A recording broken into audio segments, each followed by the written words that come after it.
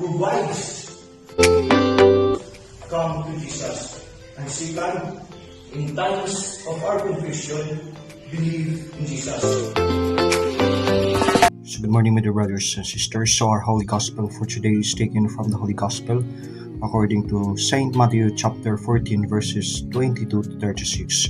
Wherein in our Gospel for today, my dear friends, we can see the theme that is faith.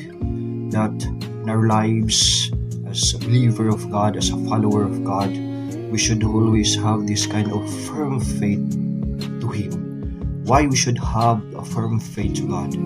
Because in our Gospel, it portrays that as long as we human beings are having this kind of firm faith to God, that we entrust ourselves to God, that we trusted so much God in our plan, in our decision, we will never be sink into failures, into problems, and even into troubles. My dear friends, we can see here of how important our faith is to God, that our faith should be firm like a pillar that support our decision and faith in lives. My dear friends, in our lives, sometimes we are having this kind of failures and sometimes it sinks us. It is just simply because if we'll try to think, if we'll try to ponder upon it,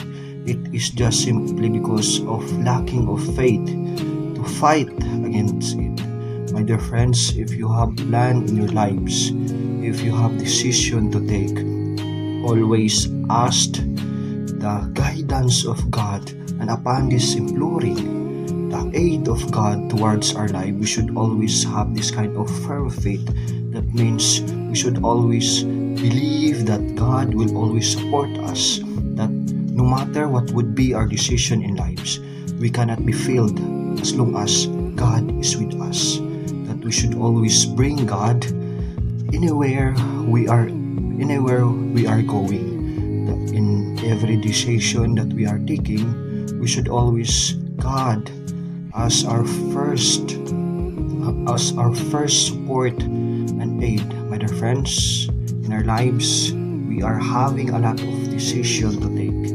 In this decision, my dear friends, always remember that do not forget God to be with us, because human capacity alone might lead us into failure. My dear friends, if you want that your decision and your plan in your life, and you want that success will be upon you, always ask the grace of God to be with us, and surely God will not allow us to sink failures and difficulties, but instead God will pull us into grace that will be showered upon us.